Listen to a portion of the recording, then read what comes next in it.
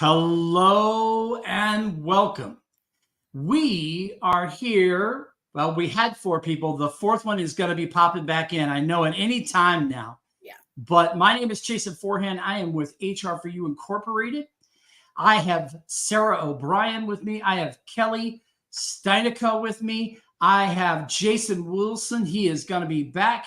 And we were going to start out with Jason, but you know what? Now we're going to start out with Sarah because she's on my right-hand side of my screen. So we're going to go right to her first. What is Freedom Fight Expo? You've had your first one. It was crazy successful. You have all of these people excited. You're about to do your second one, March 8th through the 11th, right? 8, 9, 10. 8, 9, 10. Yes. And what is Freedom Fight Expo all about? Really, Jason should probably answer this, but I'll do the best I can. Freedom Fight Expo is a monthly event to create inspiration and hope and community around individuals that have been struggling or suffering with mental health issues. Jason, you want to add anything to that? Okay. He looks very stiff. Yeah, there he is. Man, I missed that whole thing. He missed that whole thing. My connection is terrible. I'm so sorry. We were asking what Freedom Fight Expo is all about, my friend. Yes.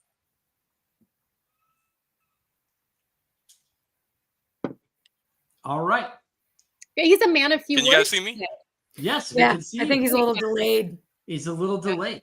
This is what happens when you come from Colombia and we're like shining. Yeah. We're trying to get everybody in. All right. So can you tell us, hey, Kenny's in the house. Love you, brother. Thanks for being here. Appreciate you. Kenny in the house. Savor the flavor, my friend. Dr. Neutron's in the house. Jason Wilson is going to answer us here in any moment now. What is Freedom Fight Expo all about?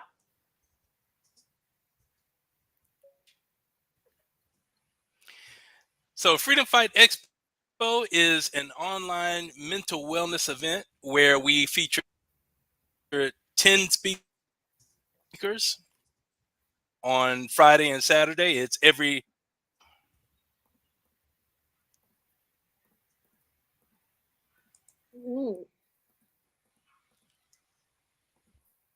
So he's talking about the number of speakers.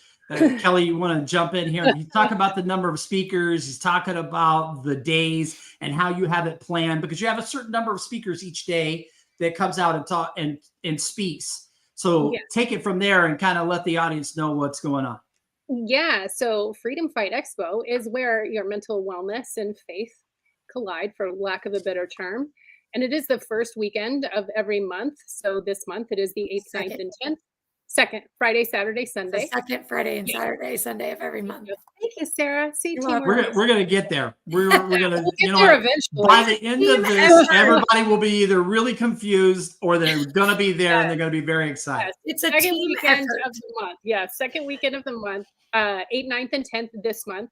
10 speakers. Friday and Saturday they are split. Sunday is more about we usually have a pastor, or I should say usually, we're having it the first 2 times, but it'll be more focused on prayer on Sunday, and it runs from 11:30 a.m.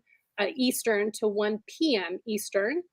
And all I'm going to tell you is I knew, because granted, I do a live stream show called The Awesome Journey. And one of the focuses is mental health, because everybody has a story and everybody helps one another. And there's such a power in knowing we're not alone. Absolutely. And then just bringing awareness and the comfort of that. So when Jason first brought this to me, I was like, well, this aligns perfectly. And to say we were ready for the February event almost feels a little bit like, I mean, we were, but we weren't. But it was just like, we got to go with it. And, and we did, which was so wonderful. And it was one of those things where all I can tell you is I couldn't message Jason fast enough after it was over, just being like, it was magical. And I say that because there's something so beautiful when a community, and I say this about a lot of communities, not just this community, Freedom Fight Expo. But when people leave their egos at the door and they're there listening to others from a place of compassion and empathy, I'm telling you, I had goosebumps so many times. And even one of our speakers started off by saying, "Hey, I'm going to be totally honest with you guys. I didn't want to be here today because I didn't want to show up." And there's something about, because we can all relate to that, right? We have Right. that thing on our calendar. And we're like, man, I'm just not feeling it today. Um, so it was the power of connection, Yeah. because every single person's story doesn't matter that they're on a totally different path than you. It connects with you in a way, in the emotion. And some people who were there, of course, weren't speaking. And I say, because it was Patsy, I'm like, I felt her hugging like the whole time. Like, you just feel this presence and the power of faith and how it does guide people, and watching and hearing people get through their struggles to the other side, and still talking about, it's not over just because you got treatment. And I'm speaking for myself. I've gone to counseling over the years for many things. And once I'm finished, it's not like I'm done, I'm good, I'm ready to go. It is an ongoing journey and an ongoing I struggle battle. For some, it very much is. But knowing that there's a place that you can go to talk to people, or just to listen to someone else and be like, oh God, I'm not the only one who feels that way. So I interject. I feel terrible for poor Jason. He was so excited about this. He's having internet. I keep thinking that I'm going to see him show up in the green room again, but if he does, I will pop him right back in. So yeah. I love this on many levels. One, being a person of faith, I have to say that I believe wholeheartedly when you listen and you are still and you allow yourself to be in a place where you block out all the voices inside your own head and the voices of other people telling you about shame and telling you about, who you are.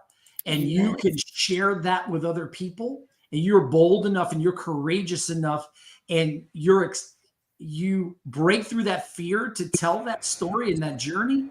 It's incredibly inspiring, not only to yourself, but to other people.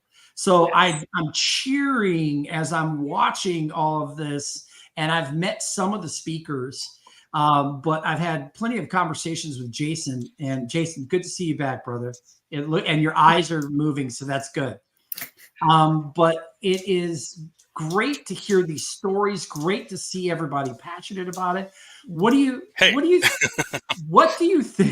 Oh my goodness. What do you think? And it can be, this is for anybody, for all three of you. What do you think is something you would like to share with someone who's on the fence? Like, hey, I really think I could use this. I really think I need this, but I'm scared. I'm not quite there yet.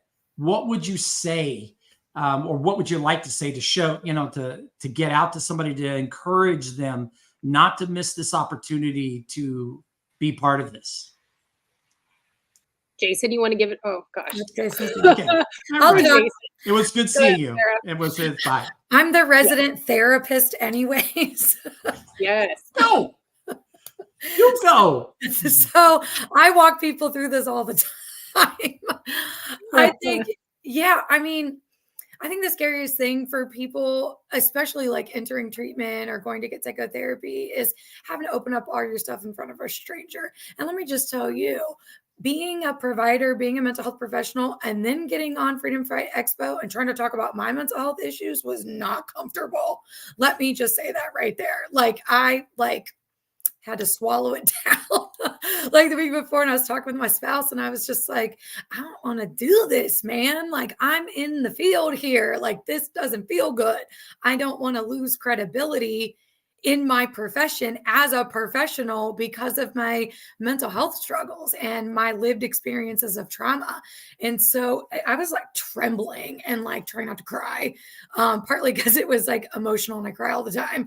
And the other is just like, I'm super exposed, right? Like this is the first time I, as a therapist, has come out and said, I'm a therapist who has struggles with mental health, like not comfortable and not often well received in the community. There's just a whole culture in mental health treatment and with therapists that it's just like, you're not a real person. You're just, you have to wear a mask. Yeah. You Right. have to have the mask on. You can't bring that barrier down because then that shows that you're weak.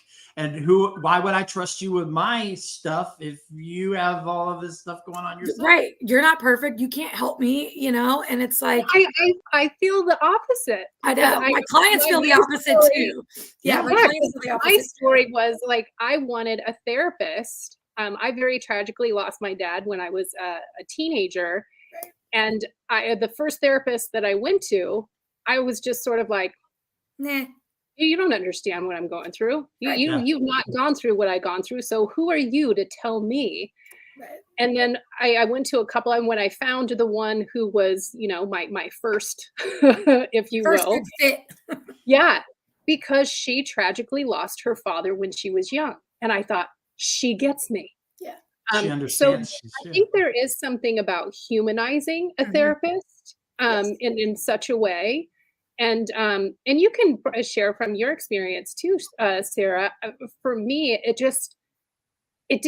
was like a total non-judgment zone, because I think that's what people are most worried about, right? Is when we're vulnerable and we're putting our stuff out there. That's right. What are people going to think of me?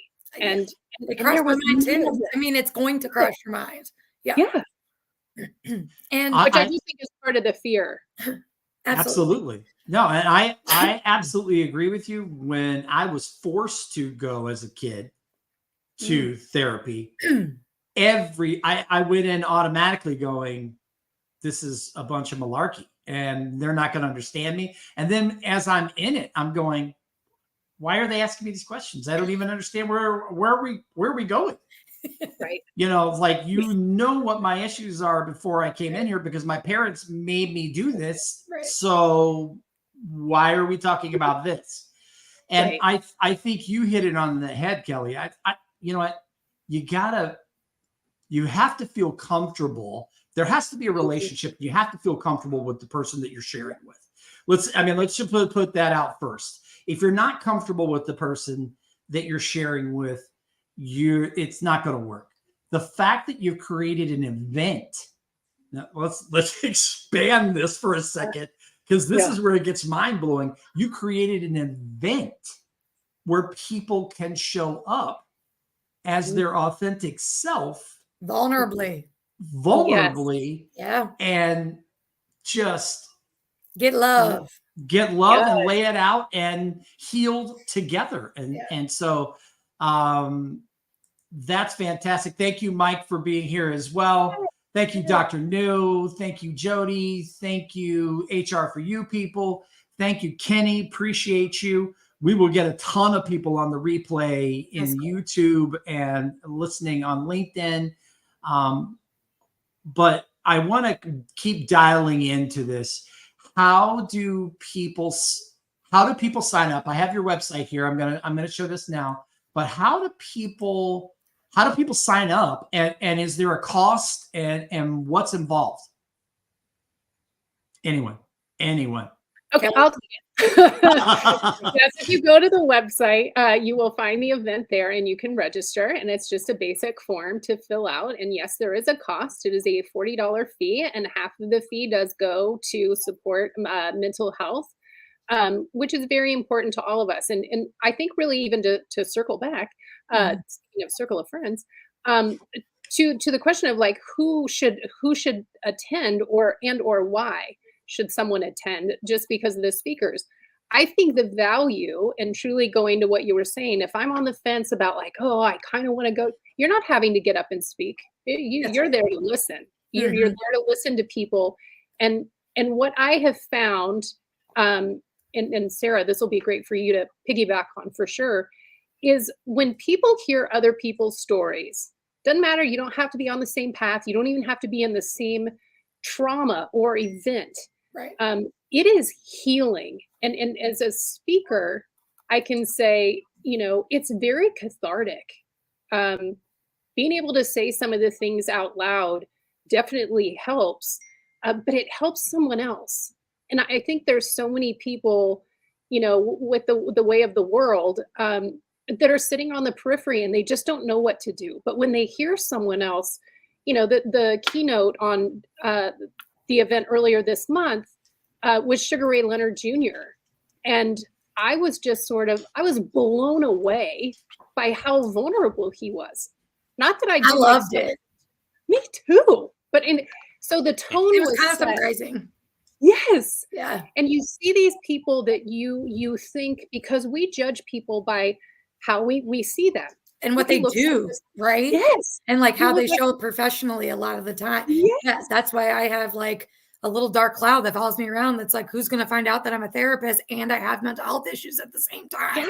Yeah. It's like, it's not allowed to be in the same frame. Yeah. You can't be successful and struggle with mental health. It's like this weird stigma and judgment that comes on. And it's but you're human. Accurate. You're human. Exactly. You're a human being. That's right. And I think just like what Kelle said, that makes you even better therapist. Yes, I totally agree. My clients because say it the makes same thing. you relatable and not feel like you're judging me. Because I really think that's a big thing with therapy is people are afraid of like, oh, I'm going to be judged and it's going to be this whole thing. And it's like, nope, it's just a safe place for you to go 100% to guide you to healing. Yeah. Welcome back, Jason. Oh, okay. So you need to stop. You need to stop saying that. Every time you say that, he bops off. I mean, literally, like the last two times you said. I know. We're gonna have to. What he did today. He needs to go pray or something. I have to imagine if I know him well enough, I would say that he, like me, prays multiple times a day. Yes. Oh my goodness. Sure. All right, so $40 for the people that are coming to this thing. I'd have paid $40 just to hear Ray Leonard Jr. I saw his father. I physically saw his father fight so many times and know kind of his story and the whole thing. I'm a boxing nut. None of this other stuff. Boxing, like real boxing people. Yeah. And big fan of him and his family and the stuff that they've done. I know a little bit about his story, but not all of it. And I'm telling you, I'm a big baby, just like you, Sarah. I would have been blubbering. Right. I mean, completely blubbering. So yeah, I'm not afraid to say that, people. Good. This is a big crybaby right here. Good. I'm just a normalize big girly it for all crybaby. the other male identifying individuals out there. Like it's a release. It's, I can't keep it in if I'm overwhelmed in some kind of emotion. I mean, it just hurts. Like hurts my body to try to suck down the cry. Yeah. Suck down the cry. Well, it does. It's like, no, I'm not going to do that. I don't care where I'm at. Like if it's coming, it's coming. If I'm at work, it's coming. If I'm in a meeting, it's coming. Like I can't control that. Yeah. Yeah. So let's talk about the people that are going to be speaking in this next round, because I'm excited. I know that we're going to have a lot of people that are excited about this, but who are the people that are going to be speaking for the second event? Kelle, do you know? I know several, and I feel bad because I don't know enough about the background of the keynote that Jason just locked in last night, which is what he was supposed to be talking about. I got you. Who's the keynote? That's what I just said. I can't recall his name at the moment. Yeah. And I don't know his background. I mean, off the top of my head. So this is super good advertising. That's right. Now. You know what it is. We can't think of the name of the people, but come on. I think I'm speaking on Friday again. Well, and I'm on Saturday. Yeah. Okay. So you'll see us again. Yeah. Very good. Very good. And that's worth the price of admission right there. It is. Jason's messaging me too. I feel terrible for him. He's like, I'm still trying to get on. Oh my goodness. Yeah. So I guess really to round back around, to where this is all going, because I think there's such power in this for so many reasons. People, one, I mean, storytelling is truly what makes the world go round. It touches us in so many ways, and it impacts us. The not being alone, the normalizing certain things, and I'm not saying that women and their mental health, but that's a little bit more acceptable. And women openly talk a little bit more, I think, because when with men, there's a little bit more of a stigma. And, I've spoken to more that are in the lane of, veterans and first responders, and they specifically have a massive stigma because they're the heroes. Sure. Well, they don't need to be rescued. It's still such a stigma. It frustrates me because it's still such a stigma in active military. Like, they cannot say if they are active duty that they are having trouble with their mental health and get help with it. They will be discharged. And for those individuals, they're jobless, right? It's like getting fired. And it's like, you're getting fired because you need to seek out mental health treatment. Like, where are we in 2024? Like, that frustrates me because the individuals that are choosing to sign up and enlist in our military should be given these resources. They are going through a lot. My brother was 19 years old when he signed up for the military, nowhere near ready for any of that. And I swear, if they would have said, like, we can't help you, don't tell anybody that, like, that's awful, and it's still like that. So of course they don't feel like they can say anything about it. Like, everything they've been taught is no, don't, like, keep it under wraps. Like, don't say it.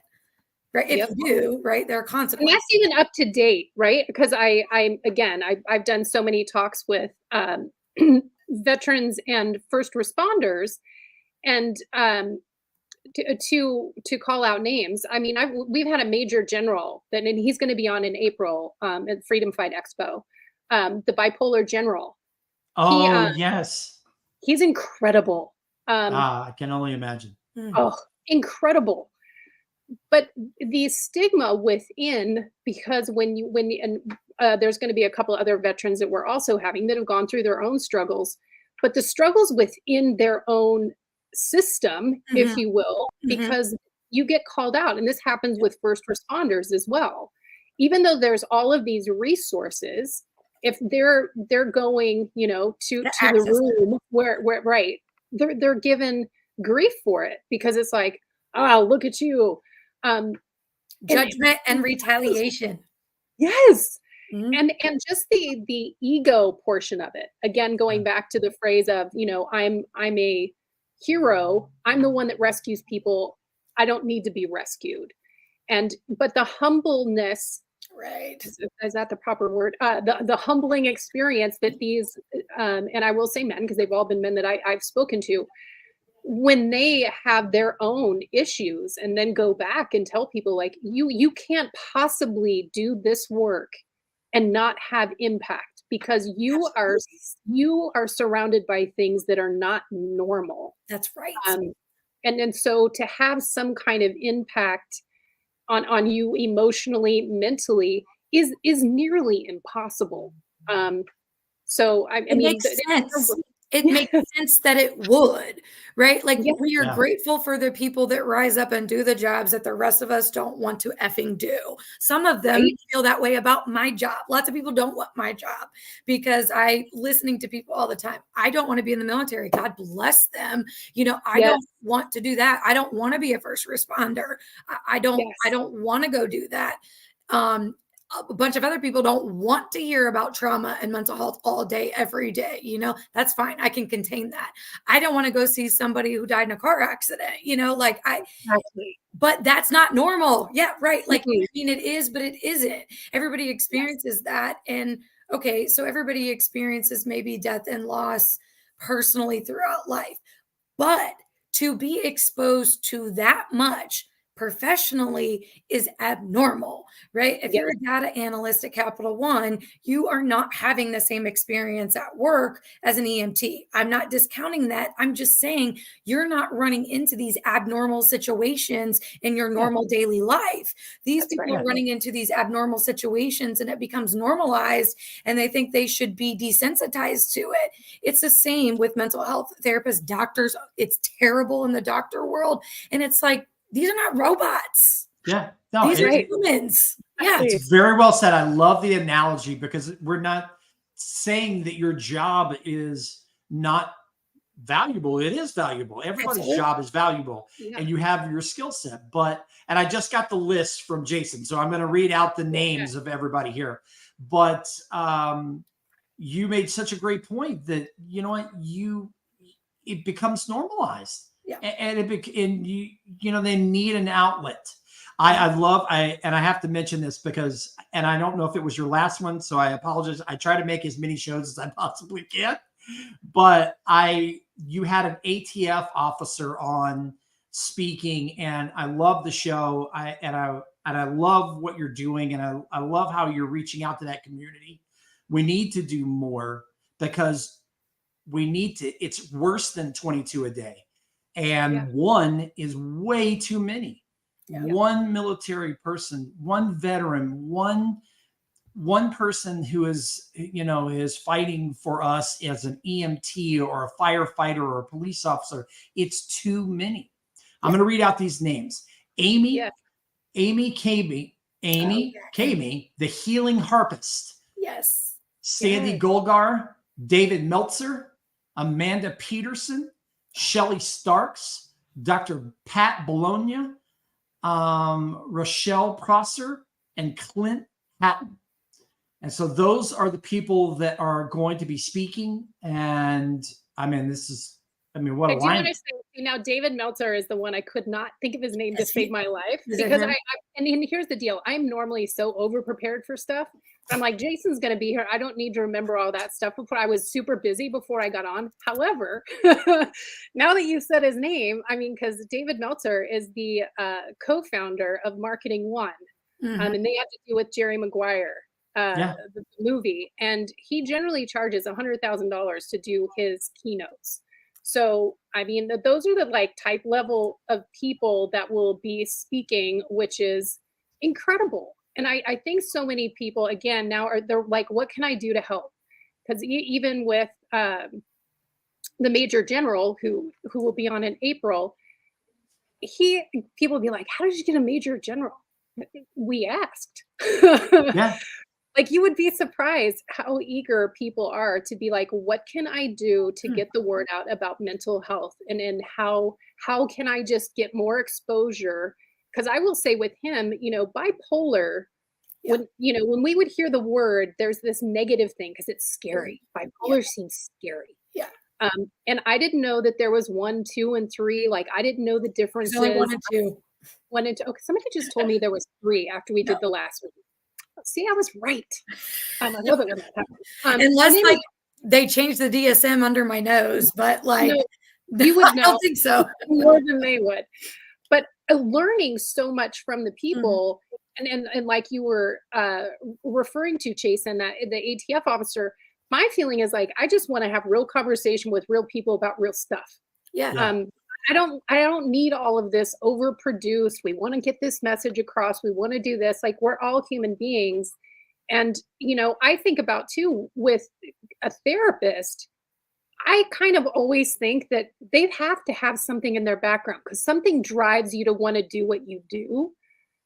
And excuse me, I remember when I went to college, and I do say the first time, I graduated later in life. I went in as a psychology major. And I remember sitting in one class particular, and the professor said, the reason that 90% of you are sitting in these chairs at this very moment is because you're trying to figure yourselves out.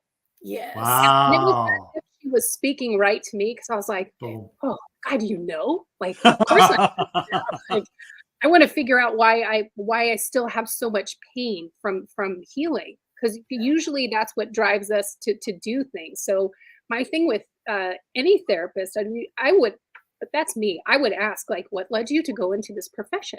Because I want to know that you get me, and that you're not someone that's just going to be like, hey, you need to take a couple of these pills to make you feel a little better, which that's not the jam. Which is why when with the faith component, and I think that is so beautiful, because it's not one, it's any faith. Anybody who has a higher power, it doesn't mean you have to come and pray or do any of those things that make you uncomfortable. But I think so many people along their own journeys through mental health, or continuing in their mental health journeys, is somewhere along the way, faith comes in, at least from, I can say 98% of the people I have talked to. And I was surprised. And some of the people really shocked me. I mean, only because I didn't expect it for whatever reason. Again, prejudgment on people, thinking, oh, I didn't expect you to say that. Which is beautiful. And I think, that's and the world just needs more, let's be honest, it needs more love, compassion, and empathy for one another. Because I do believe, and this is just me personally, I believe that we are more alike than we are disalike. I believe there are more good people than there are bad people. And guess what? We're all going through something. And it's okay. It is okay. Yep. Oh my goodness. Thanks for joining us, Christopher Elder and Mike Asher-Brainer and Patsy and others in the house. Hi, Patsy. Hi, Patsy. I love Patsy.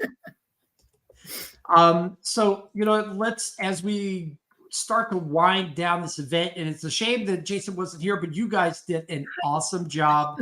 You did an awesome job. I hope we did it service. Please come and Jason is also amazing. If you've missed him, you will love seeing him.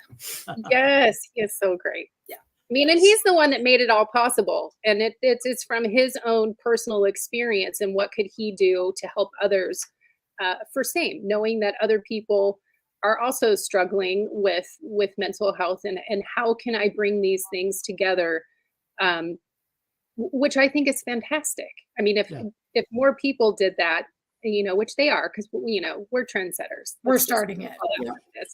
And I love that you're doing that, and I love that it's got to be every month, and that you're already planning out all of these great things. It's going to keep building and building and building. So I applaud you for taking those steps, and those are steps of faith. It doesn't matter what your faith is. It is steps of faith. You're bringing people together. You're opening up the door. You're allowing people to show up, and you're allowing people for very little money to hear the stories and be inspired by incredible human beings that, as you say, you normally would think, oh, wow, I have this preconceived notion of what this person is like based on what I've read, based on what I've seen.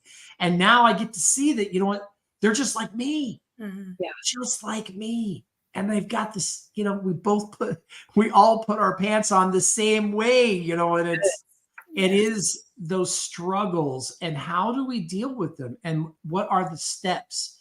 I used to say, I tell this story a lot as I describe that my family is not big on talking openly about our struggles.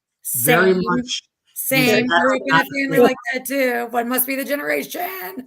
And so, as I have, over the course of the end of this last year and the beginning of this year, talked more about my time as an addict and being homeless, and those points of where I was led and how I came out of it, and why that's spawning what we do with our nonprofit. That to me is the same realm of what you're doing. You're creating these great spaces, inspiring people. So when Jason said, hey, can you put this together for us? I'm like, well, I don't know when we're going to have the time to do this. I got all these other things already planned. I got a whiteboard over here that's full. I am so thrilled that we could get this together. We could get this out. We could talk about it. It is my pleasure to have the two of you on here, and in spirit, having Jason on here. I want to give a huge round of applause to you guys. Oh, how fun. I keep saying I'm going to find a Viking version of that, but I haven't yet. Love it. Thank you so much for being here with us tonight. And thank you for talking about the show and what you're doing, and Freedom Fight Expo, and how it's going to help people, how they can get involved. We're going to put this up one more time before we go. Get involved, people. Go here, sign up. It is only $40. You already heard the list of incredible people that are going to be there. You've heard about some people that are coming in the future. Take the time, do yourself a favor, get connected. Thank you so much for being here with me, Kelle and Sarah. I appreciate you. Have a great evening, everyone. Yeah. Thank you. Bye. Thank you.